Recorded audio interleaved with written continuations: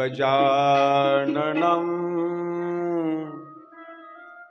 भूतगणादिसेवितं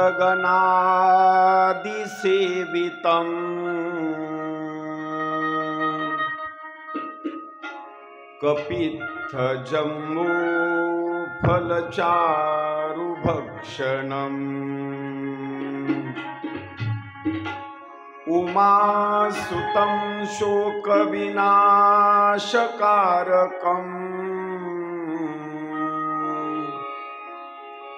नमामि विघ्नेश्वरपादपङ्कजम् शुक्लां ब्रह्मविचारसार परमामाद्यां जगद्व्यापिनीं वीणापुस्तकधारिणी मभयदां जाढ्यान्धकारापहा हस्ते स्फाटिकमालिकां विदधतीं पद्मासने संस्थिता वन्दे तां परमेश्वरीं भगवतीं बुद्धिप्रदां शारदाम् कैलासराना शिवचन्द्रमौळी फणीन्द्रमाथा मुकुट झळाळी कारुण्य सिंधू भवदुःखहारी तुझवीन शंभो मज कोण तारी लोकाभिरामं रणरंगधीरं राजीवनेत्रं रघुवंशनाथम्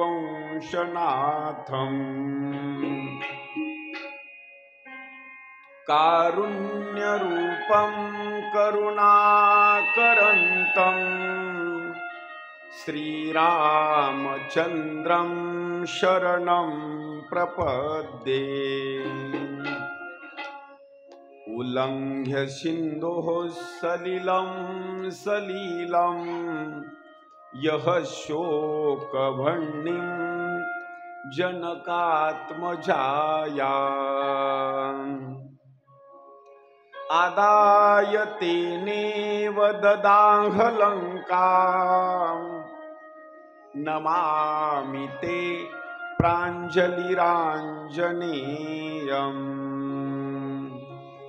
विभुं वेणुनादं चरन्तं दुरन्तं स्वयं लीलया गोपवेशं दधानम् गवां वृन्दकानन्दनं चारुहासं परब्रह्मलिङ्गं भजे पाण्डुरङ्गम् अलङ्कापुरी रम्यसिंहासनस्थं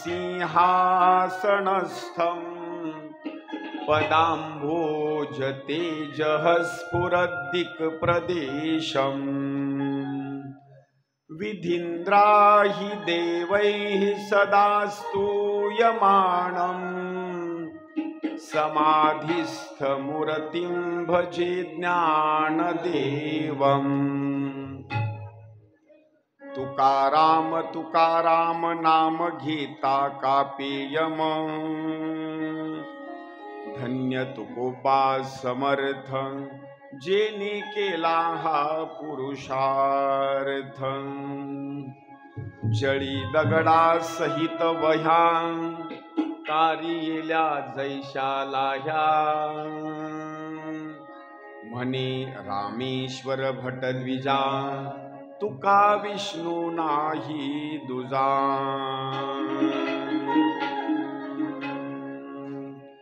गुरुर्ब्रह्मा गुरुर्विष्णुर्गुरुर्देवो महेश्वरः गुरुः साक्षात् परब्रह्म तस्मै श्री गुरवे नमः।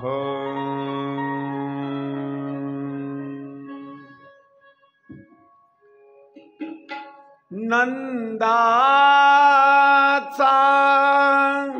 कहाना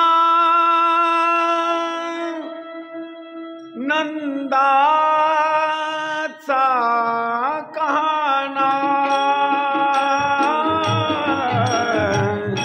नंदाचा कहाना नंदाचा कहाना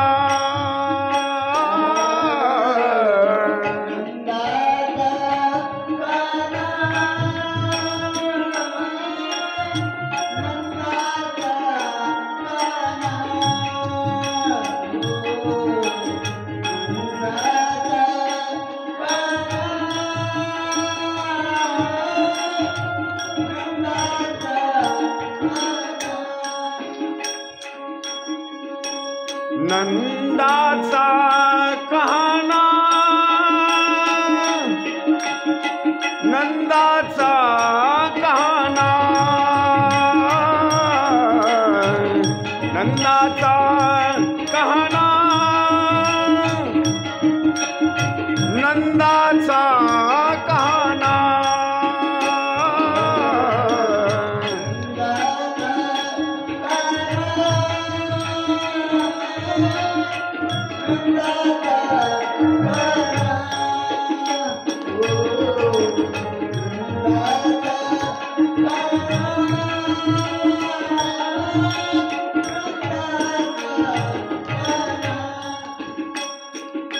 यशोदेचा लाडका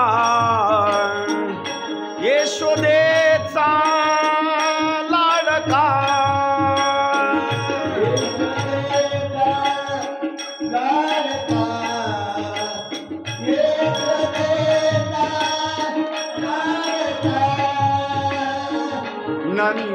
नंदाचा कहाना नंदाचा कहाना नंदाचा कहाना नंदाचा कहाना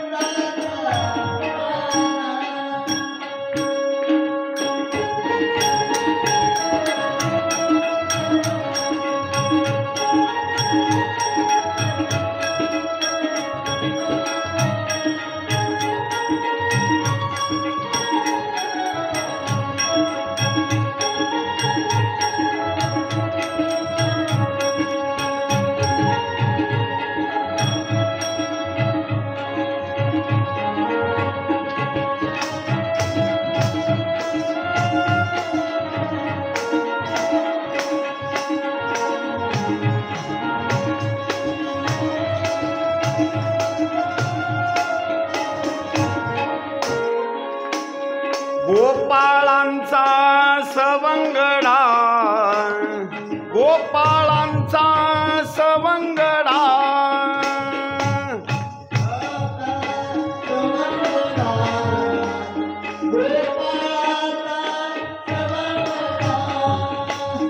गोपाळांचा सवंगडा गोपाळांचा सवंगडा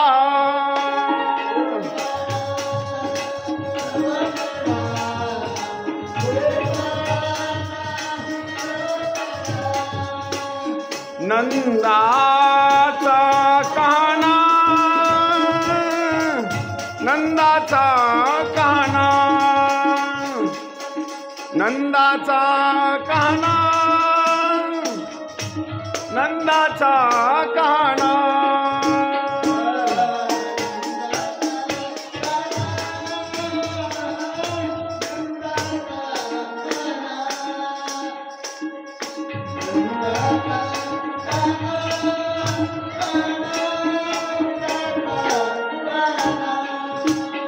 गवळणीचा मुरलीवाला गवळणीचा मुरलीवाला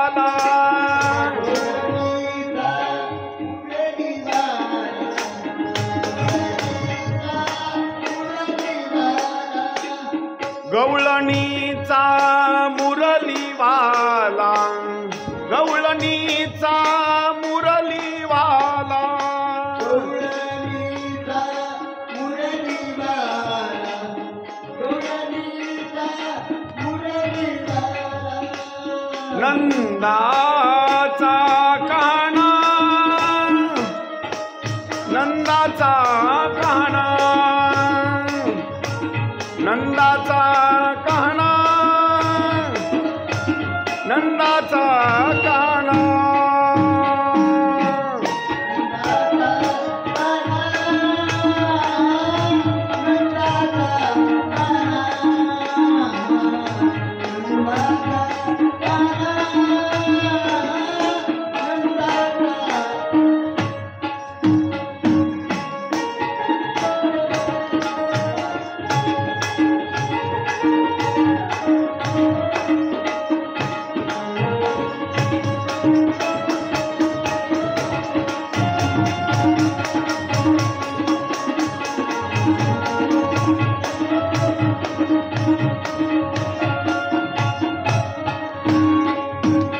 राधिकेचा प्राण विसावा, राधिकेचा प्राण विसावा, राधिकेचा प्राण विसावा, राधिकेचा प्राण विसावा, राधिकेचा प्राण विसावा, राधिकेचा प्राण विसावा,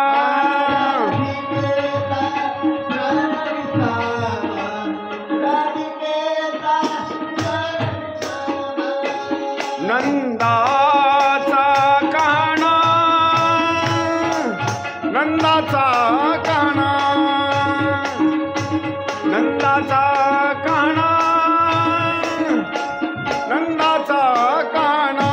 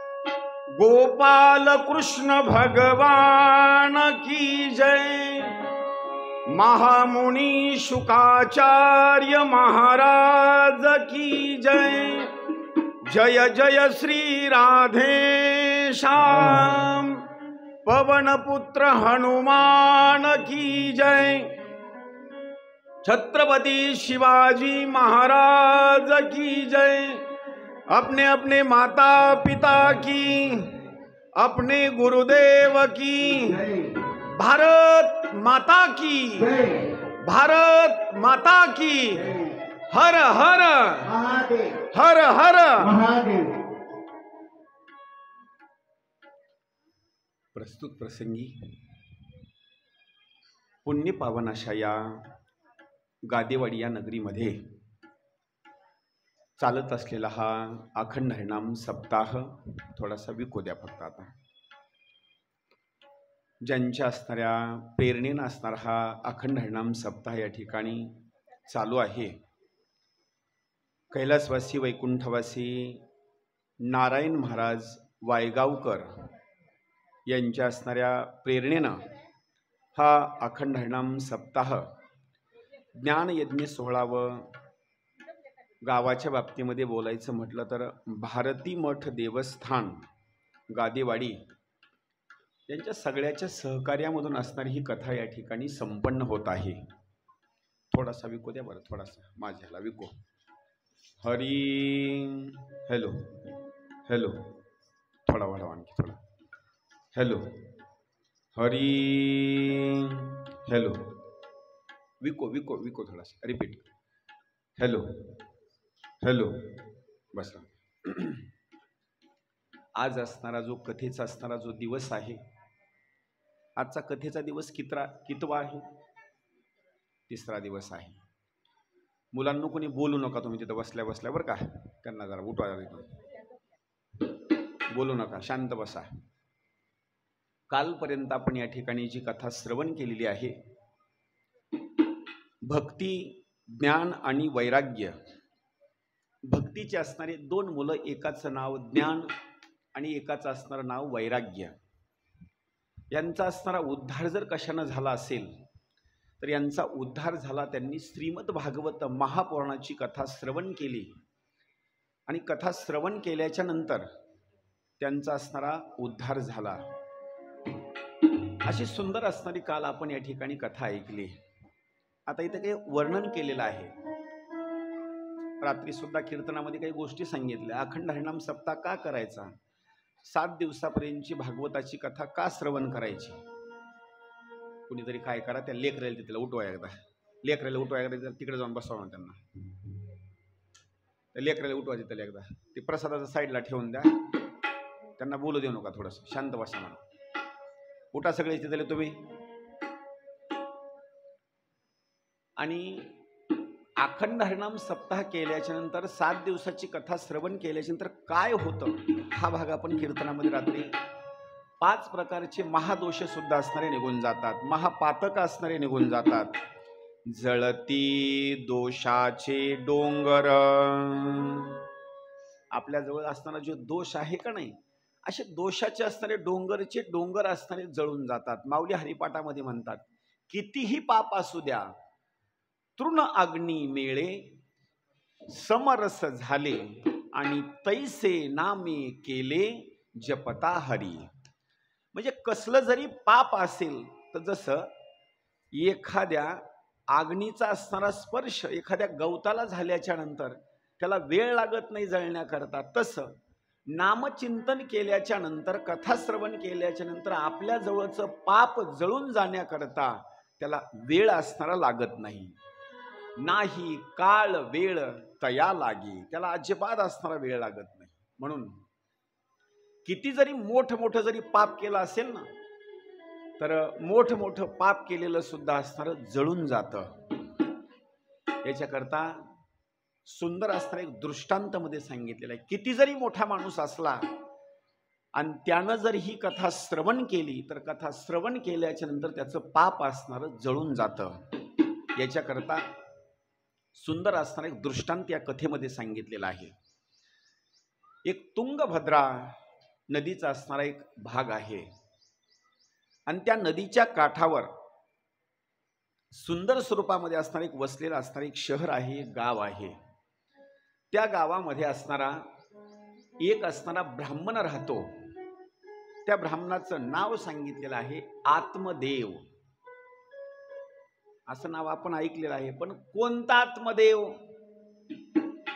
आत्मदेव म्हणजे दुसरा तिसरा कोणी नाही, आपला आत्मा आहे का नाही, यालाच म्हणतात आत्मदेव. आणि याची एक असणारी पत्नी आहे, तिचं नाव आहे धुंदुली. तिचं नाव काय आहे? धुंदुली.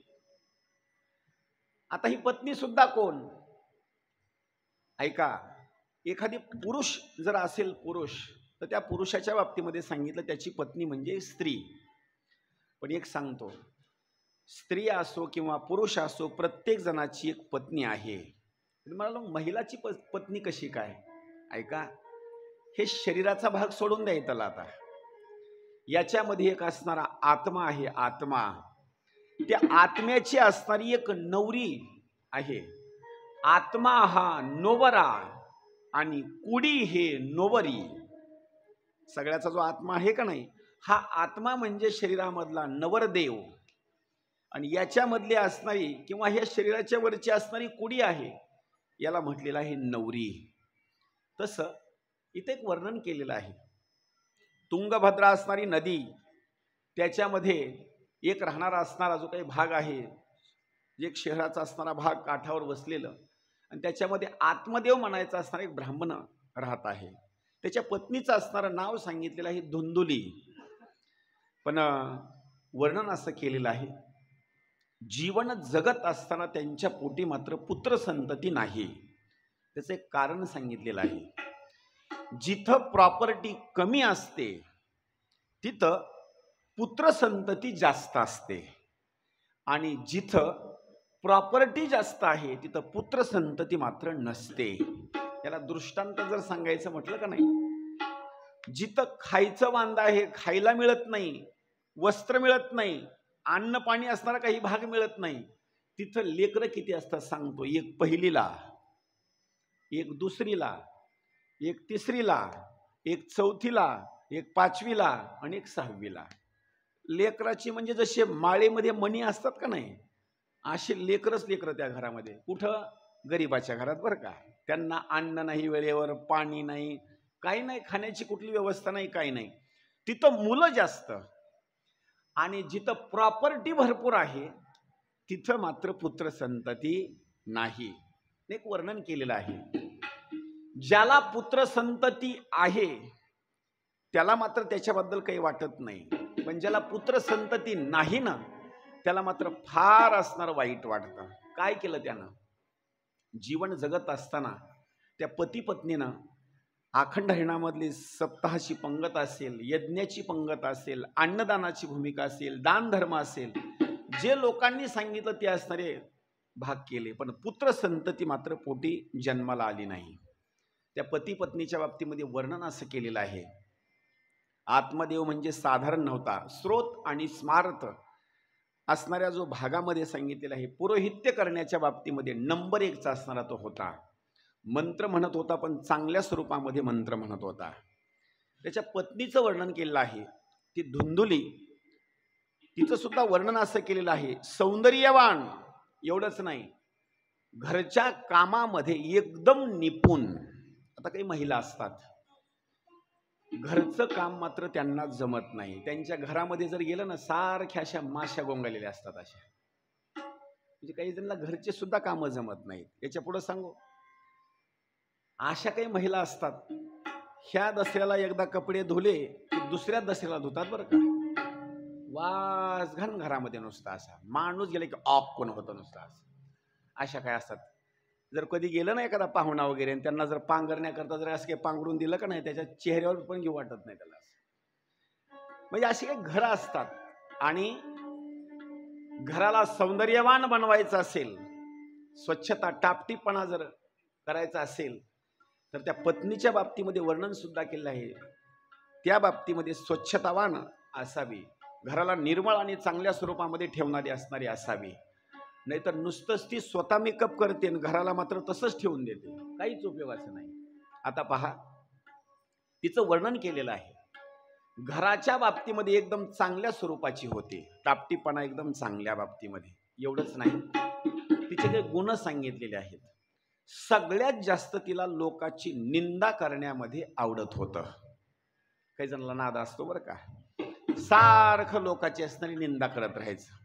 पण कबीरदास महाराज वर्णन करतात, निंदा मत करना किसी की, सच्ची बात तो कबीर जी की, सच्ची बात कबीर जी की, सच्ची बात कबीर जी की.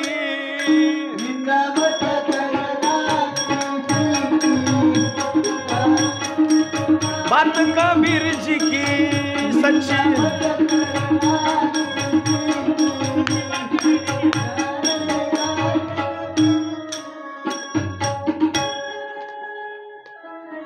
वाह,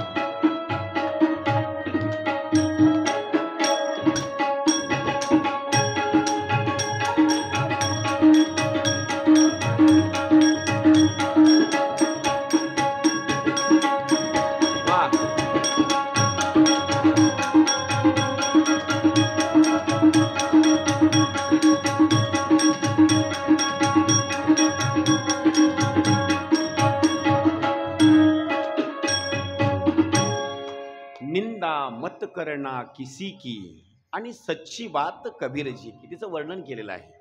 तिला दुसऱ्याची निंदा करण्याच्या बाबतीमध्ये फार आनंद वाटायचा. तिचा एक आणखी एक भाग सांगितलेला आहे. सारखी असणारी बडबड बडबड बडबड बडबड अशी करायची. काही महिला असतात बरं का, सकाळी पहाटे 4ला जर बिचारी उठली का नाही, रात्री 12 वाजेपर्यंत तिचं तोंड बंद नसतं. ती म्हण आहे आपल्याच, खापराचं तोंड असतं तर लवकर फुटून गेलं असतं, पण हे तोंड चांगलं देवानं दिलंय म्हणून फुटून जात नाही. अशा काही महिला असतात, सकाळी उठल्या का नाही रात्री 12पर्यंत त्यांचं तोंड बंद होत नाही. त्या धुंदुलीचं वर्णन केलं आहे. तिला भांडकुदळ आणि बडबड करण्याची असणारी जास्त सवय होते. पुढं तिचं एक वर्णन केलेलं आहे. तिचा स्वभाव जो होता का नाही, तो फार असणारा कंजूस स्वभाव होता. आणि कंजूसच्या बाबतीमध्ये जर दृष्टांत सांगायचा म्हटलं ना, 2 जण पती पत्नी असणारी जोडी होती. पत्नी सुद्धा वर्णन केलेलं आहे, पत्नी कंजूस, पती परमेश्वर सुद्धा कंजूस, दोघही. आणि इतके कंजूस की त्यांच्या हातानं उष्टा कावळा सुद्धा कधी त्यांनी असा हाणला नाही. कळलं का तुम्हाला? जेवायला बसले आणि जेवायला बसल्याच्या नंतर असा कावळा जवळ आला. कावळा जवळ आल्याच्या नंतर कावळ्याला सुद्धा असं त्यांनी हाणलं नाही. कशा करता? जेवण करत असताना जे आपल्याला शीत लागले असेल की नाही हाताला, असे बोटाला, जर कावळा जर हाणला का नाही तर ते शीत उडून जातील कावळ्याकडं. म्हणजे एवढे कंजूस. उष्ट्या हातानं सुद्धा कधी कावळा उठवला नाही. किती कंजूस तुकोबारायांनी एक दृष्टांत दिलेला आहे. पती पत्नी 2 जण जोडपं होतं आणि आनंदात संसार करत होते, पण एकदम कंजूस म्हणजे कंजूस. एक वेळेस सहज स्वरूपामध्ये मालक संध्याकाळच्या वेळेला शेताकडे जाऊ लागले. शेताकडे जात असताना अर्ध्या रस्त्यापर्यंत गेले. पत्नी बिचारी घरीच झोपली होती. पण अर्ध्या रस्त्यापर्यंत गेल्याच्या नंतर जुना असणारा काळ, लाईट घरामध्ये नव्हती आणि दिवा लावून ठेवलेला होता, गोड तेलाचा असणारा दिवा. अर्ध्या रस्त्यात गेल्याच्या नंतर मालकाच्या लक्षामध्ये आला, आता माझी पत्नी झोपली असेल, आता रात्रभर दिवा चालणार आणि दिव्यातलं तेल काय होणार? दिव्यातलं तेल वाढणार का? आता संपून जाणार. अर्ध्या रस्त्यातून बिचार परत आलं. दरवाजा असा वाजवला, खडी, आणि कडी वाजवल्याच्यानं सांगितलं, ओ मालकीनबाई उठा, मी तुम्हाला सांगायचं विसरून राहिलो बरं का, तेवढा तुम्ही दिवा विजवा. ती मालकीन सुद्धा फार कंजूस होती. मालक, मला काही एवढं काही वेळ तुम्ही समजता का? तुम्ही तिकडे गेल्याच्या नंतर मला माहिती होतं रात्रभर जर दिवा चालला तर तेलमध्ये थेंबर सुद्धा राहणार नाही. तुम्ही तिकडे घराच्या बाहेर पडल्याबरोबर मी दिवा विजवला. पण मालक माझं ऐका, तुम्ही तिथून इथपर्यंत आला, तुमचे चपल किती झिजली असतील आता.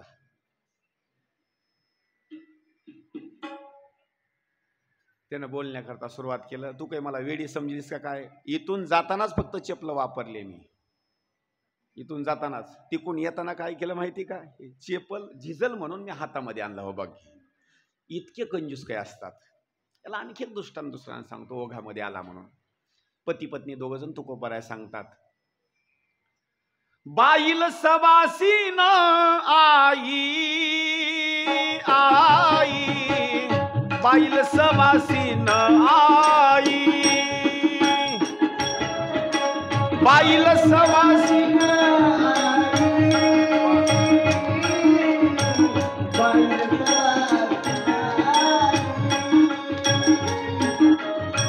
बाईल सवासीन आई आई, बाईल सवासीन आई.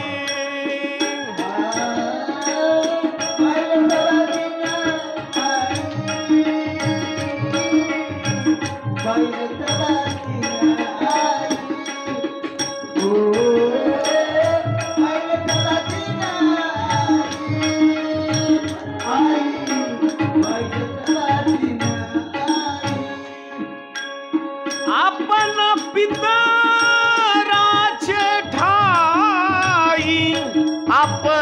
पितराचे ठाई,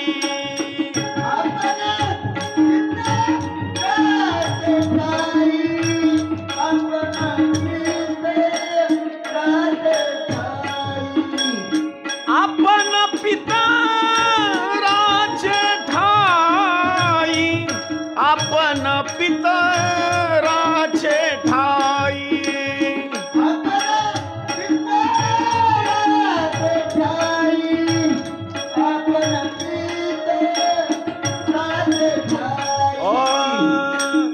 बाईल सवासीन आई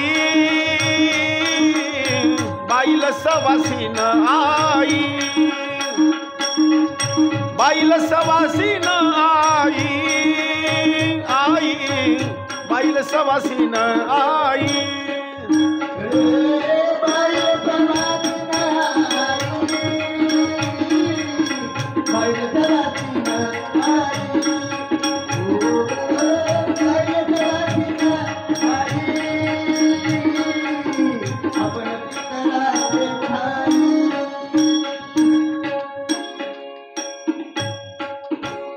तुकोबराने दृष्टांत दिला.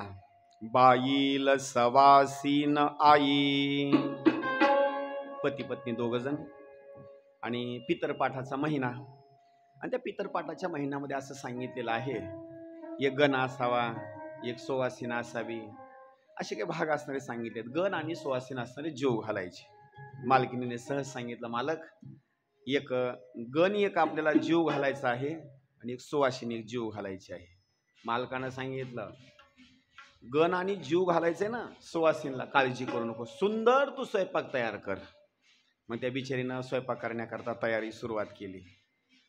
असा स्वयंपाक सुरुवात केला का नाही, नंबर 1 70-70चा गहू आणला, पातळ चपाती होण्याकरता सुंदर गहू आणला, सुंदर चपाती तयार केली. पुन्हा शेवयाचा भात, पांढरा भात, मसाला भात, कांदा भजे, मिरची भजे, 5-4 प्रकारच्या चटण्या, एकदम नंबर 1 पापडन लोणचं हे ते बघायचंच काम नाही. आता तोंडाला पाणी येऊ देऊ नका, जेवण करून आलात ना तुम्ही. हां, असा सुंदर असणारा स्वयंपाक तयार केला. मालकाला हात जोडल्याने सांगितलं, मालक स्वयंपाक तयार झालेला आहे, गणाला बोलून आणा, आता मी सुवासिनीला बोलून आणते. मालकानं सांगितलं, वेडी का खुडी, 2 पाट तयार कर, बसण्याकरता 2 पाट, ताट ठेवण्याकरता 2 पाट. बिचारीनं आणली. मालक आता गणाला एकदा बोलवा, मी सुवासिनीला बोलविते. सांगितलं, काळजी करण्याची गरज नाही, आता पंचपाळ आण. आणला पंचपाळ. पंचपाळ सुद्धा साईडला ठेवून दिला. आता ताट घेऊन ये.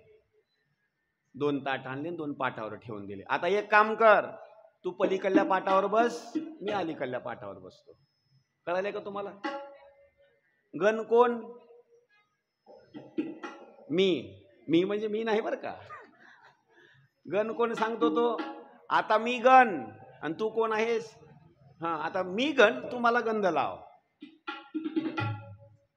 तिनं गणाला गंध लावला आणि ती बिचारी सुवासिनी हिनं घेतलं की लगेच हळद कुंकू लावलं. एवढे सुद्धा काही असे कंजूस असतात. तुकोबराय वर्णन करतात, बाईल सवासीन आई आणि आपण पितराचे ठाई.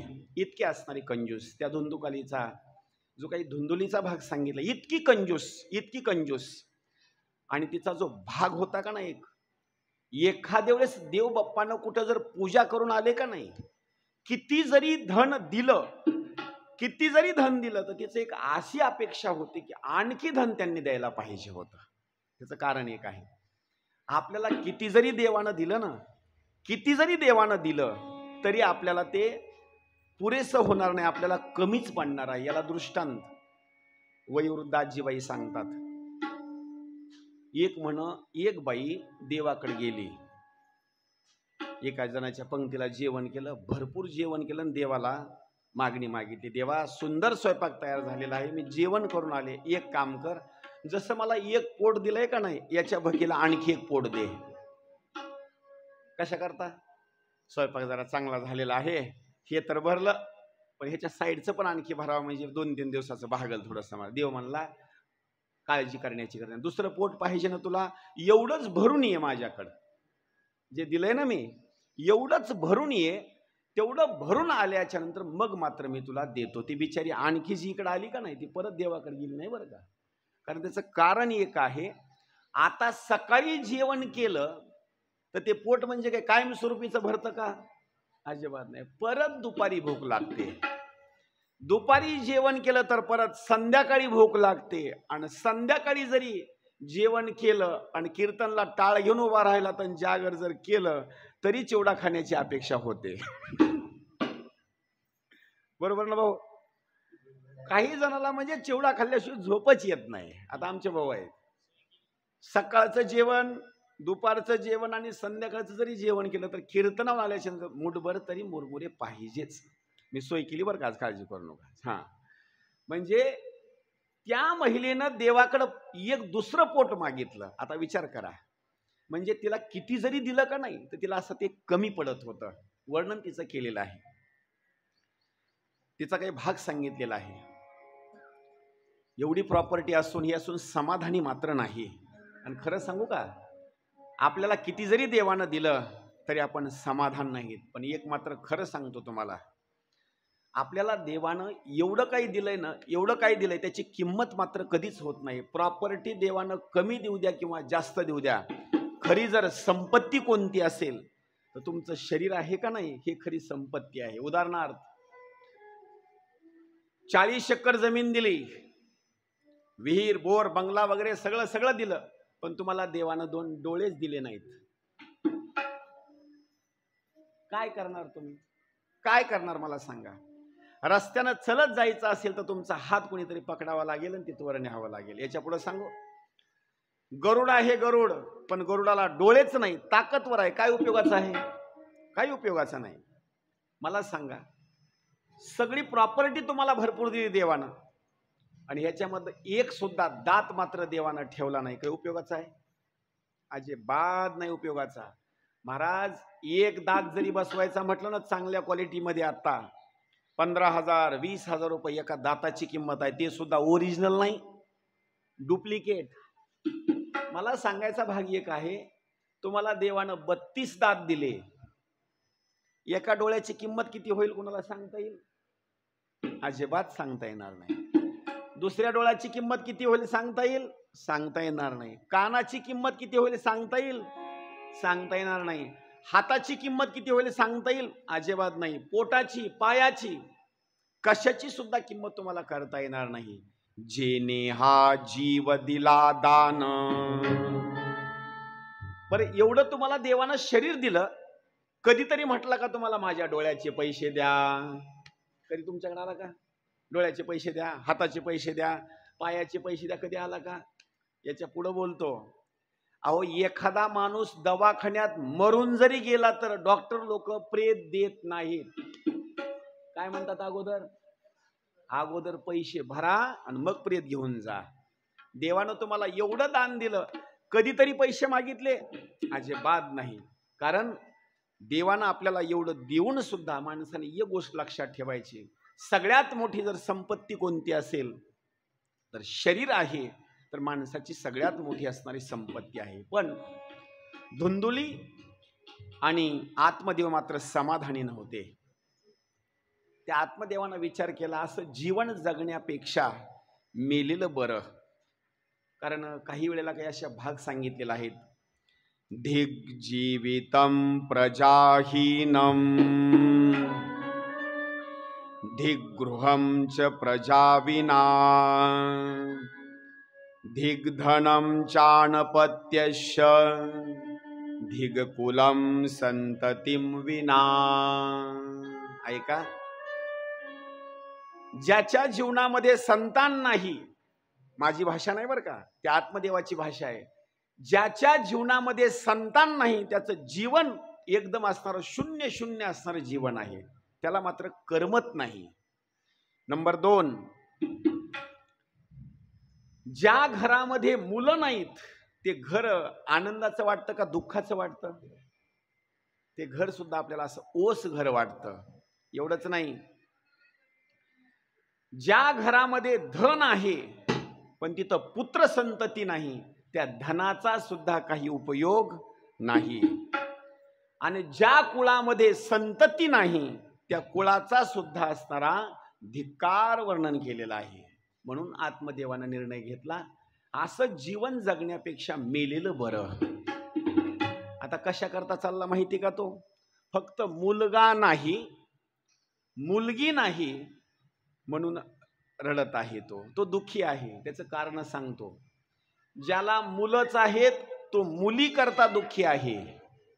ऐका बरं का, ज्याला मुलंच आहेत मुलगी नाही त्याच्याकरता तो दुःखी आहे. ज्याला मुलीच आहेत त्याला मुलगा नाही तो दुःखी आहे. ज्याला मुलगाही नाही आणि मुलगी नाही तो पण दुःखामध्ये आहे. ज्याला मुलगी आहे मुलगा आहे सगळे असून सुद्धा तो सुद्धा दुःखामध्ये आहे. का? सगळे असून तरी काय करायचं आहे, सांभाळायलाच कोणी नाही.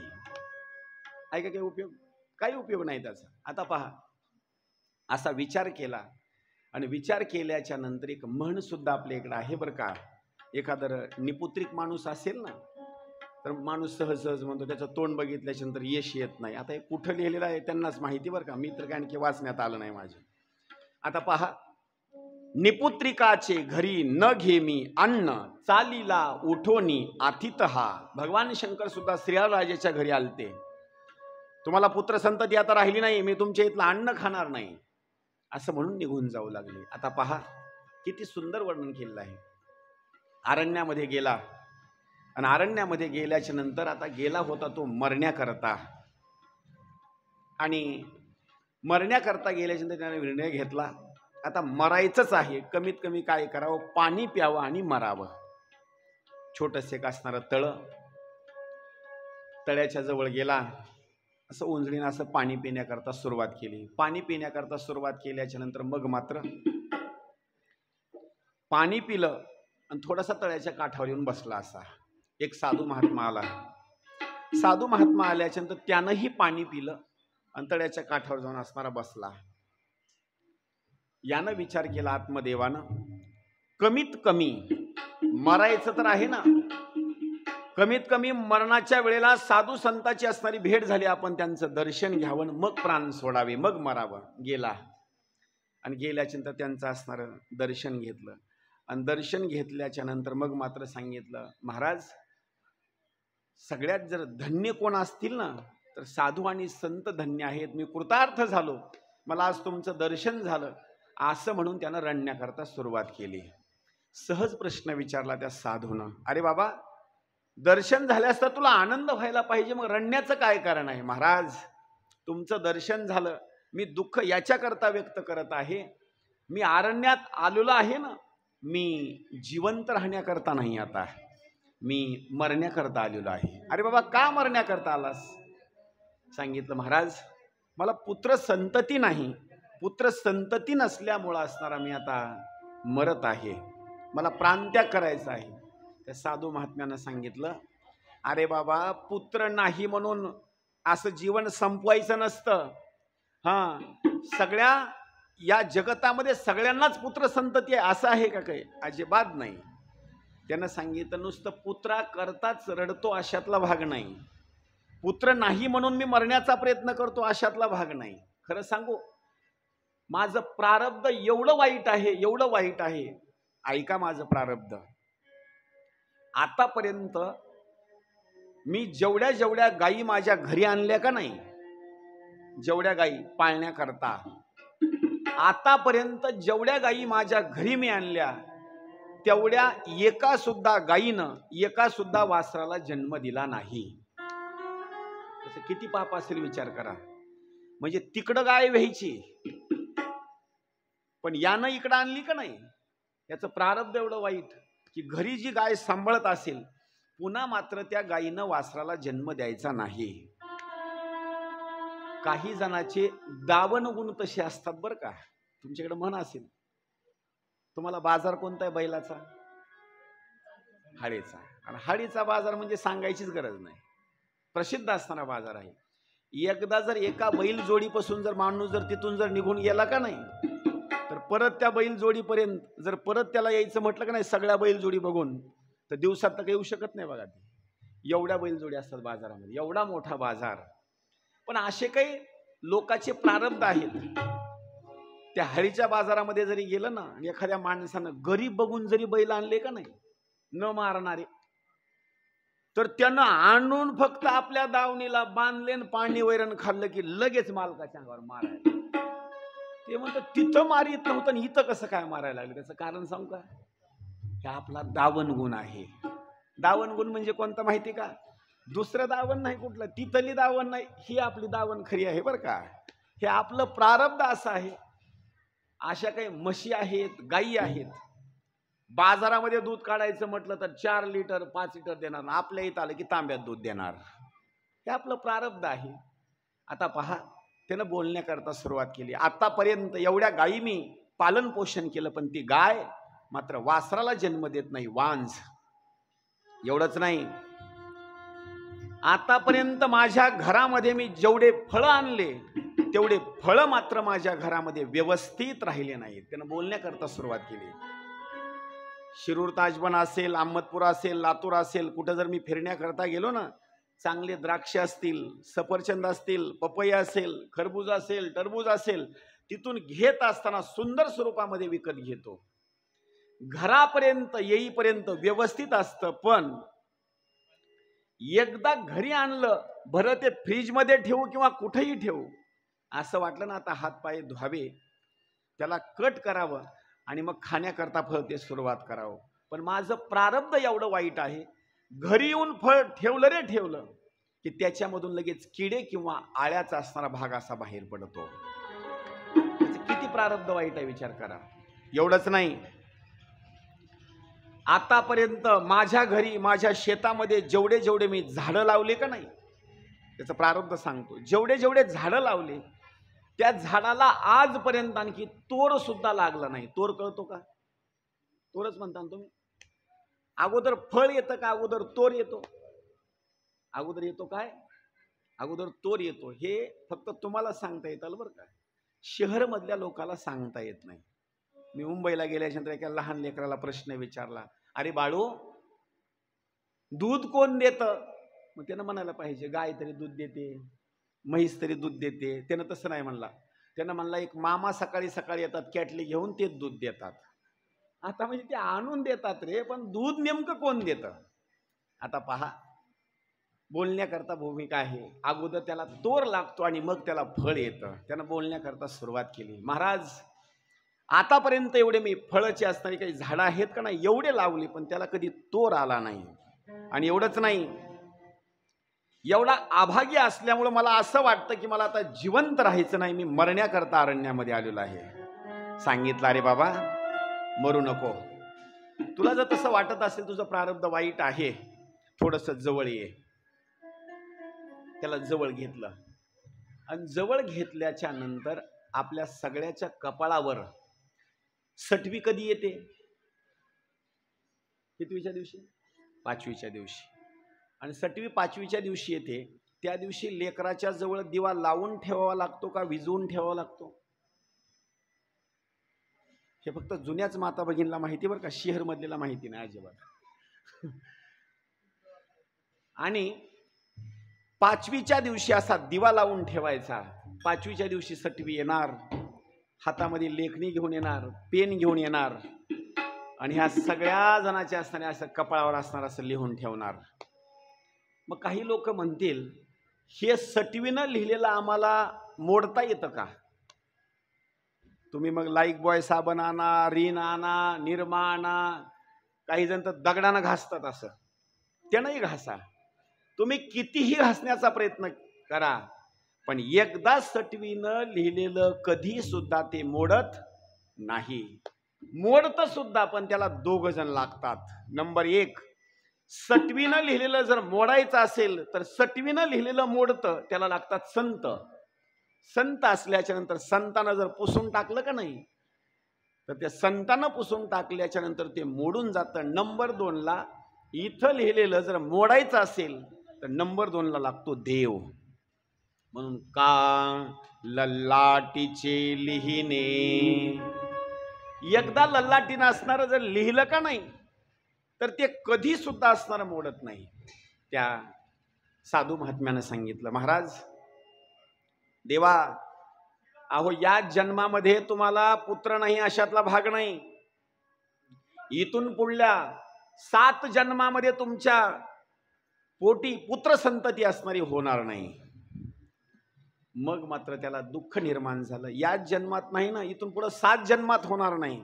मग मात्र त्यांना रडण्याकरता सुरुवात केली. सांगितलं महाराज आता तर मी जिवंतच राहणार नाही, तुमच्या समोर डोकं आपटून आपटून असणारा मी आता प्राणत्याग करून टाकणार.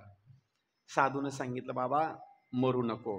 नाही नाही मी मरणार, जर तुम्ही मला पुत्र संतती होण्याकरता जर काही उपाय केला तरच मी या ठिकाणी जिवंत राहील, अन्यथा मात्र मी जिवंत राहणार नाही. सांगितलं काळजी करू नको बाबा, प्रारब्ध जर बदललं का नाही, चित्रकेतू राजा, सगर राजा, अशा अनेक राजाला असणारं दुःख झालेलं आहे. तू प्रारब्ध बदलू नको. प्रारब्ध काही पालटेन सोसे, प्रारब्ध काही बदलत नाही. आणि सुंदर वर्णन केलेलं आहे. तृष्णेचे पिसे वायावीन, तृष्णेचे पिसे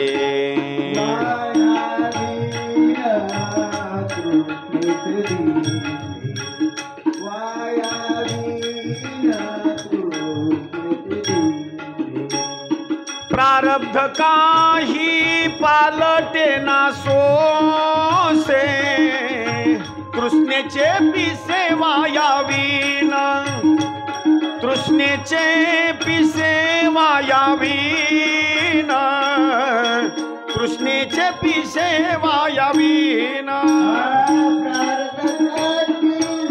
पालटे,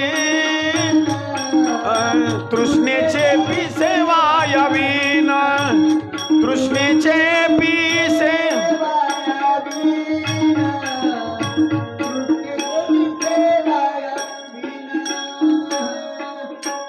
प्रारब्ध काही बदलू शकत नाही. अरे तुझ्या नशिबामध्ये दुःखच आहे.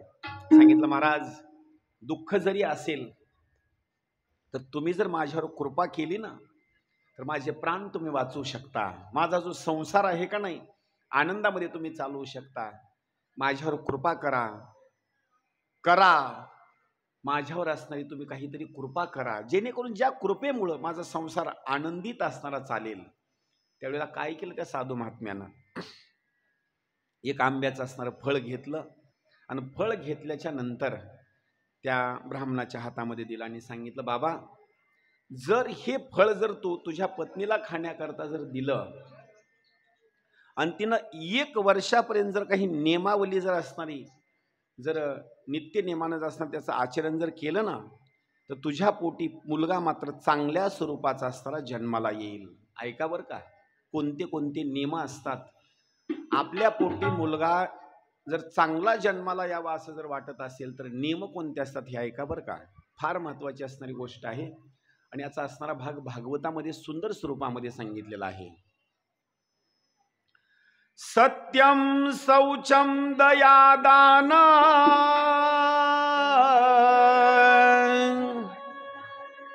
मेकम भक्तम तु भोजनम वर्षावधी स्त्रिया कार्यम तेन पुत्रोति निर्मलः. ज्या मातेला असं वाटत असेल की आपल्याला चांगला असताना सुपुत्र जन्माला यावा, काही गोष्टी सांगतो लक्ष करून ऐका.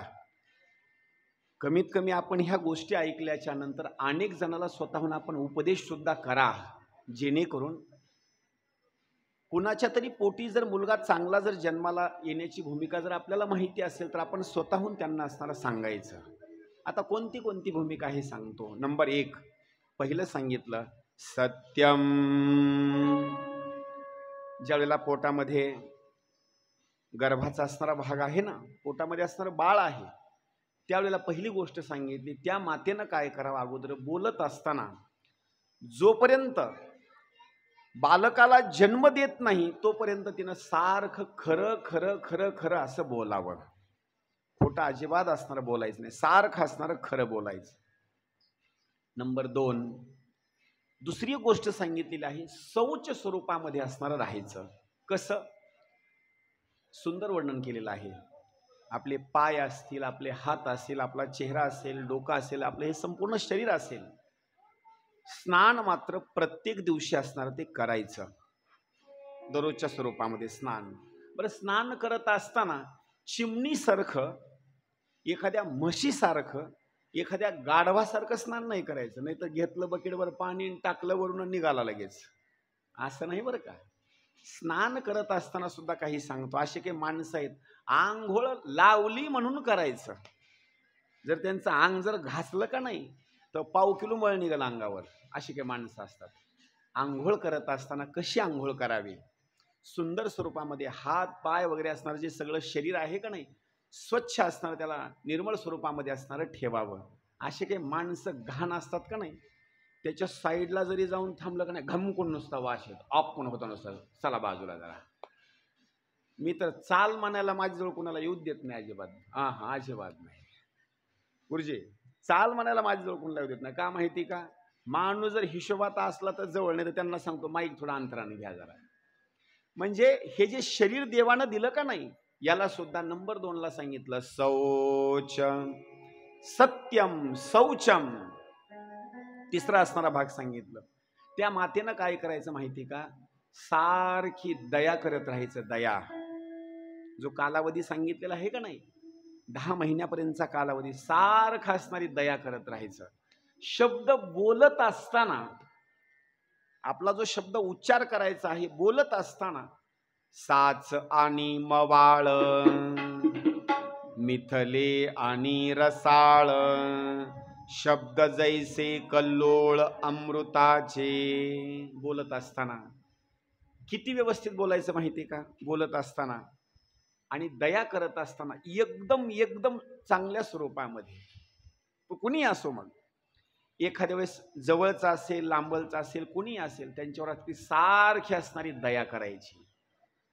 पोटामध्ये असणारा, गर्भाचा असणारा भाग आहे, बाळ आहे, एखादं मांजर आलं, कुत्रा आलं किंवा जीवजंतू कुठले आले, शक्यतो त्यांना मारायचं नाही. नाहीतर आता कामच काही नाही. काही महिला मंडळी बसल्या बसल्या काय करतात माहिती का, मुंगळ्याला जवळ जाऊ देत नाहीत.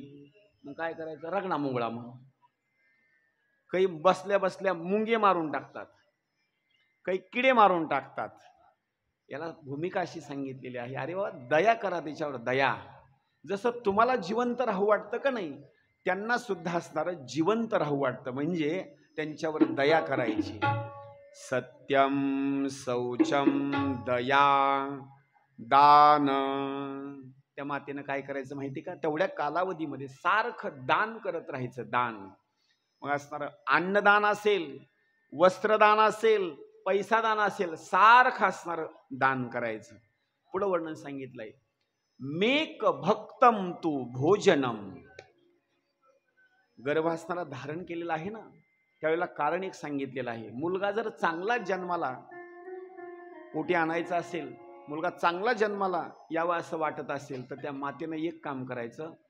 सकाळी जर जेवण केलं का नाही, सकाळी जर चपाती वरण भात जर खाल्ला असेल, तर ते दुपारी मात्र अन्न खायचं नाही. म्हणजे सकाळी जे अन्न खाल्लं ते दुपारी खायचं नाही, दुपारी जे अन्न खाल्लं ते संध्याकाळी अन्न खायचं नाही. आणि याच्या पुढे वर्णन केलेलं आहे, शक्यतो शिळा पदार्थ खायचा नाही. आणि पुढे एक वर्णन केलेलं आहे, वर्षावधी स्त्रिया कार्यम. असं एक वर्षभरापर्यंत असणारा नियम करायचा. आणि तो नियम करत असताना आणखी पुढे एक वर्णन केलेलं आहे, शक्यतो निंदा कोणाची न करताना सारखं असलेल्या आपल्या मुखानं असणारं राम कृष्ण हरी मुकुंद केशवा. आपल्या मुखानं काय करायचं माहिती का, सारखं देवाचं असणारं नामचिंतन करायचं.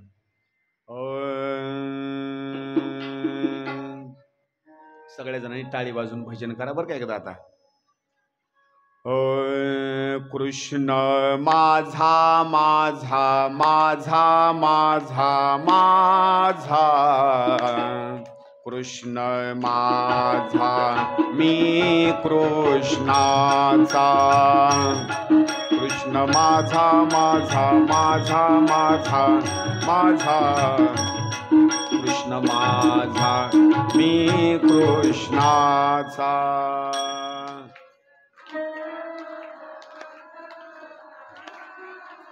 एकच टाळी वाजवा.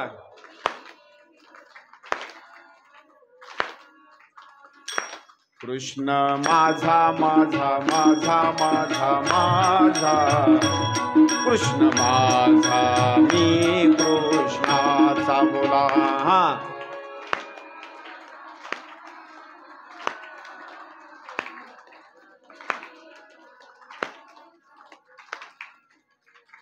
कृष्ण माझा मी कृष्णाचा.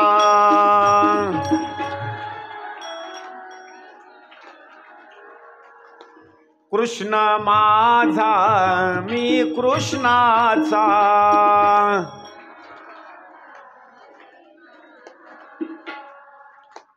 एक प्रश्न विचारतो बरं का, बरोबर उत्तर द्या बरं का. उदाहरणार्थ तुम्ही सगळ्या जणांनी जुंधळा पेरलेला आहे. तुमच्याकडे जुंधळाच म्हणतात का? मोठी ज्वारी जुंधळा पेरला, लहानाचा तो बिचारा मोठा झाला, एक एक कणीस त्याचं असं पडलं आणि तुम्ही पाखरं राखायला गेलात. तुम्ही असंच म्हणता का? हा ग. एवढ्याचा आवाजात म्हणणार का तुम्ही? अहो नुसता जोरात नाही, तुमच्या शिवारात पाखरू बसणार नाही एवढं ओरडता तुम्ही. हा, शिवारामध्ये सुद्धा पाखरू बसत नाही एवढं ओरडता, ते सुद्धा बिंबीच्या देठापासून. हा, माझा सांगण्याचा एक भाग आहे, जर पाखरा करता जर तुम्ही हाक मारित असाल आणि पाखराला उठून लावण्याकरता जर इतका बिंबीच्या देठापासून त्याला बोलत असताल आणि असं बोलून त्याला असं उठून लावत असताल, तर कळत नकळत केलेले पाप जर घालवायचे असतील तर किती जोरात ओरडावं लागेल विचार करा ना. म्हणजे जरा ताड बसा आणि मोठ्यानं कृष्णाचं नामचिंतन करा. कृष्ण माझा माझा माझा माझा माझा कृष्ण माझा मी कृष्णाचा बोला. हा वा. हा,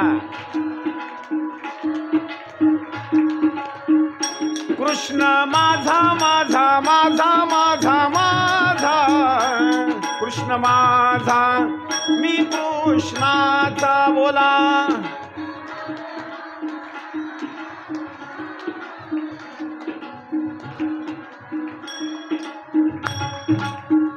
कृष्ण माझा मी कृष्णाचा.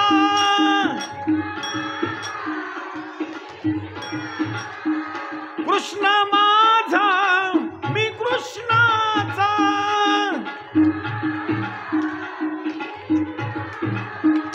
कृष्ण माझा माझा माझा माझा माझा कृष्ण माझा मी कृष्णाचा.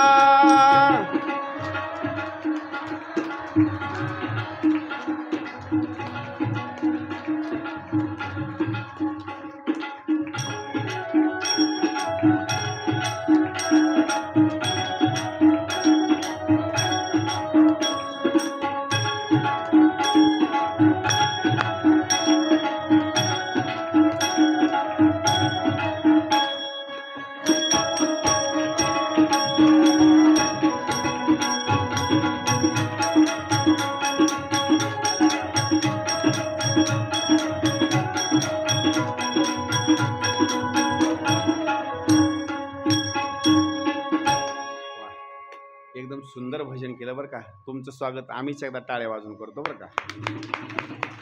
एकदम असणारं सुंदर. त्याचं कारण एक आहे, देवाचा असं मनोभाव असणारं भजन करायचं. का? आपला कृष्ण कोण आहे? फक्त माझाच आहे तो. बस असं म्हटल्याच्या नंतर आपला उद्धार होण्याकरता वेळच लागणार नाही. पहा, राधा ढूंढ रही किसी ने मेरा श्याम देखा. टाळी. हा, राधा ढूंढ रही किसी ने मेरा श्याम देखा.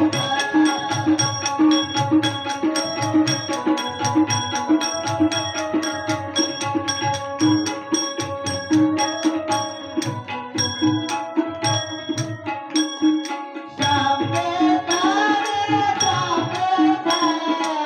श्याम देखा मेरे श्याम देखा. राधा राधा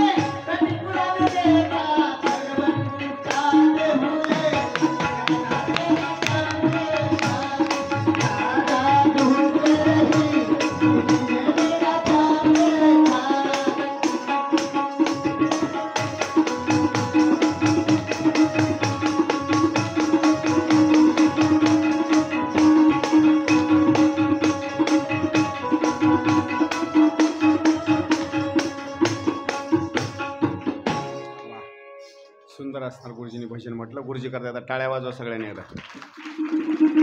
एकदम असताना सुंदर भजन. आता पहा, 1 वर्षापर्यंत जर असा नियम जर केला ना, 1 वर्षापर्यंत, तर त्यांच्या बाबतीमध्ये सुंदर असणारा पुत्र संततीचा असणारा भाग सांगितलेला आहे. आणि मग मात्र ते फळ असणारं घेतलं.